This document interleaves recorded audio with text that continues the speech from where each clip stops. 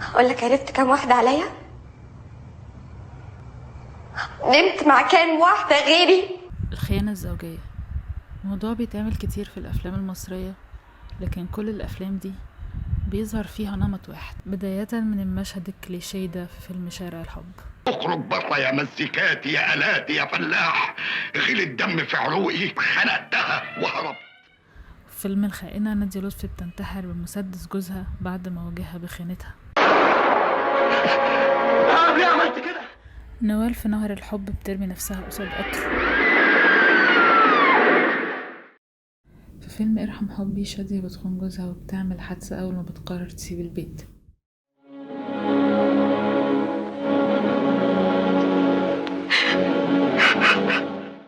في فيلم أدرينالين غادة عبد الرازق بتخون جوزها مع دكتور وهو نفسه بيقف يصورها وهي بتوديه لحد ما تموت.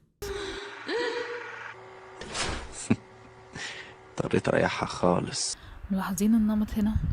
الزوجة لما بتخون دايما بتموت في الفيلم، سواء بالانتحار أو بالحوادث، لدرجة ان التشابه مبقاش بس في القصة، بقى كمان في تنفيذ المشاهد.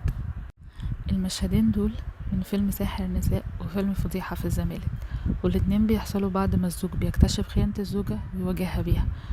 نفس التكنيك تقريبا، الزوج بيدخل من الباب وراء إضاءة قوية، بيفضل يتحرك في اتجاه الزوجة لحد ما الزوجة تقع من ارتفاع عالي وتموت. أكيد هنلاقي نفس الباترن ده لما الراجل يخون، مش كده؟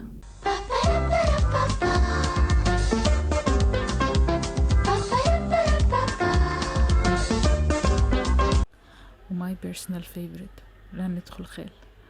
في الفيلم ده شكري سرحان متزوج من مريم فخر الدين، ولما بيشتد عليها المرض بيقع فريسة الإغراءات برلانتي عبد الحميد. طبعا مريم فخر الدين بتعرف، لكنها برضو طبعا بتسامحه.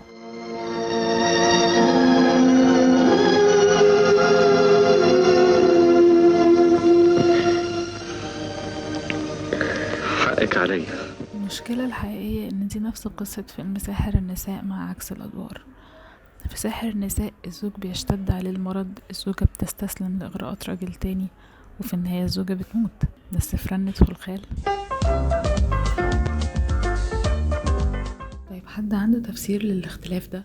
الراجل لما بيبقى تعبان في بيته بيبقى زي الغرقان ويدور على قشاية علشان يتعلق بيها، حتى لو كان بيتعلق في الغلط ساعتها ما بيقدرش يميز الغلط من الصح. ديسكليمر: الهدف من الفيديو ده مش التشجيع على الخيانة لا من الراجل ولا من الست، لكن محاولة ان احنا نفهم اكتر الجندر بايس او الانحياز المبني على النوع اللي بنشوفه في الميديا اللي بنتعرض ليها. كل الافلام اللي اتكلمنا عنها اللي كتبها رجالة واللي اخرجها رجالة واللي انتجها كمان رجالة، نفس الرجالة دول اذا ارتكبوا هما فعل الخيانة عايزين الست يتسامحهم، وبدأوا يطبقوا السلوك ده عندنا ونخلينا نتعامل معاه على انه الواقع وامر مسلم بيه. اتنيلت وغلطت، سامحي بقى. ولو كانت للنساء فرصة متساوية ان هي تكتب وتخرج وتنتج نفس عدد الافلام، اكيد كنا هنشوف وجهة نظر متوازنة اكتر من اللي احنا متعودين نشوفه في الافلام.